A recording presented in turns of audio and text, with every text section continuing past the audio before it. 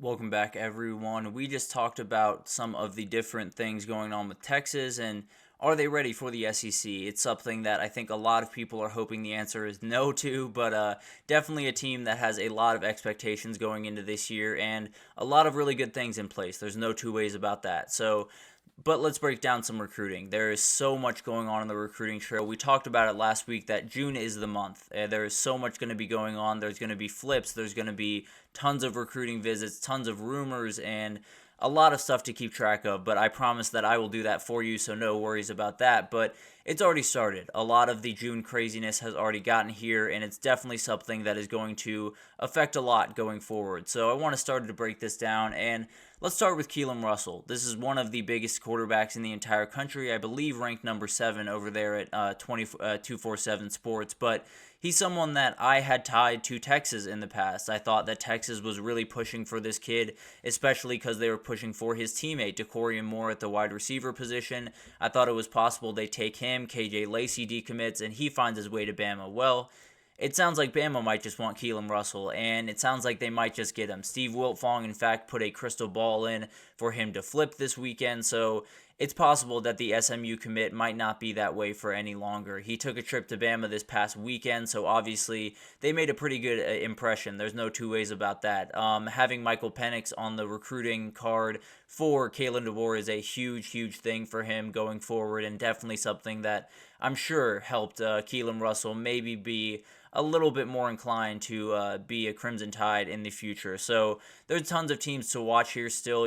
Nothing's set in stone until these guys sign, but you have Florida, Ole Miss, Oregon, and many others in on this conversation trying to steal him away from SMU, and SMU trying to hold on for dear life. But it looks like Alabama is, really setting the tone here. I think if another team I would watch closely is Ole Miss, just because Lane Kiffin can do some really, really remarkable things on the recruiting trail, especially at the quarterback position. So I would lean that he is going to flip to Alabama and likely be there at the end of this entire cycle, but who knows? There's still a lot of time, and definitely will be an interesting thing to watch. But there are some people in Dallas that are definitely biting their fingernails, hoping that they do not lose this kid to Alabama. But let's move on to David Sanders, one of the most talented offensive tackles in the country. I believe he's like 6'8", 350, just an absolute beast. So someone that is one of the most talked about recruits in the country, and especially over the past recent weeks, because early on, it was all Clemson. It felt like he was going to be a Clemson Tiger. Everything was, really trending in that direction. And then some teams started to come out of the woodwork, and it's the teams that you would expect. And it really starts with Georgia. It feels like that's the team that is pushing really, really aggressively for him. Now, there are still some teams that are absolutely in on this conversation. Clemson and Georgia are kind of sitting third, it seems, at least according to Anna Adams over at 247 Sports. She said that Tennessee might be the team that's up top. Ohio State might be number 2. But also, all 4 of these teams are very much in on this conversation. This is a guy that is going to be very, very highly sought after, but this is not good news for Clemson.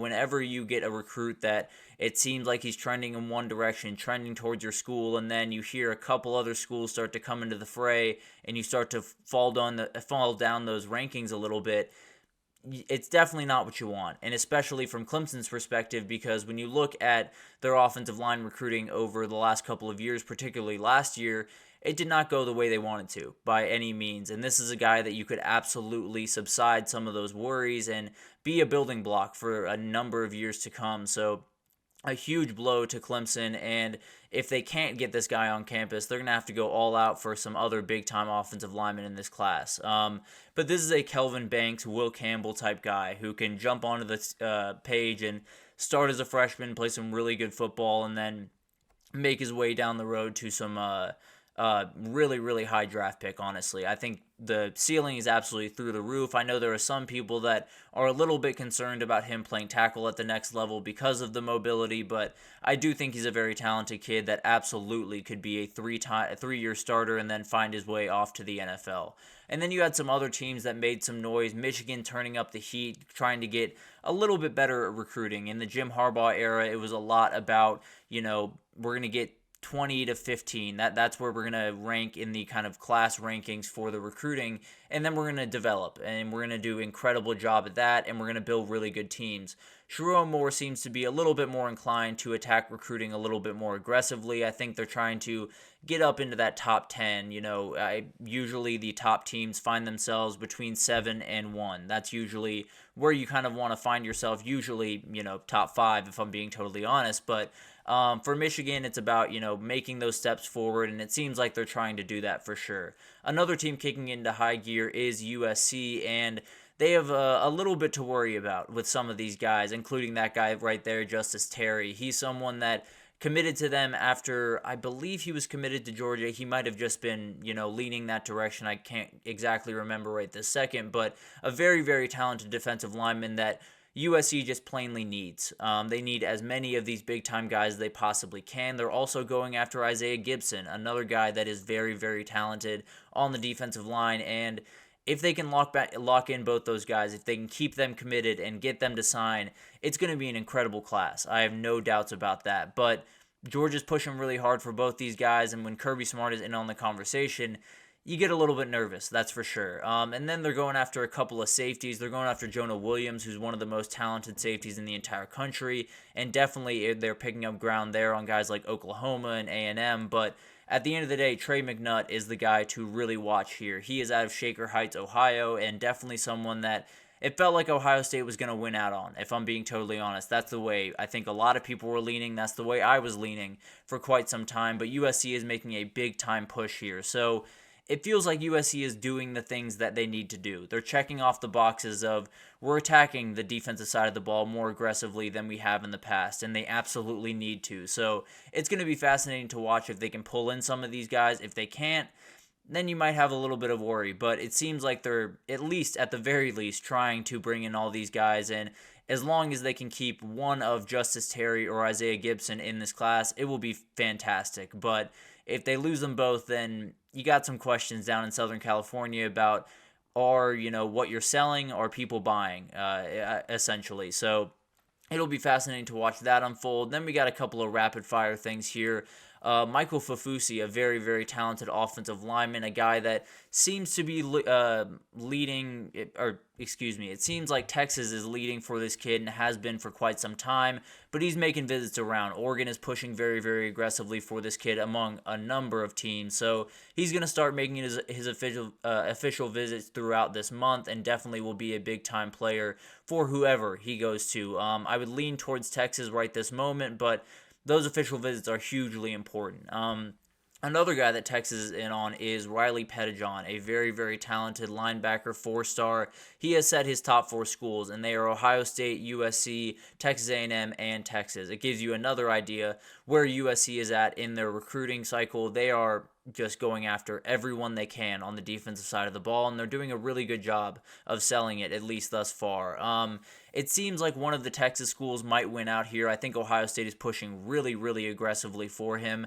But being a Texas kid, it feels like the Texas A&M Texas type battle here, and it'll be fascinating to see who wins out, because I think this is a kid that could walk in and possibly start as a freshman in the SEC. I think that's how talented he is. Really, really athletic, can do some really remarkable things on the football field. So it will be interesting to see what happens there.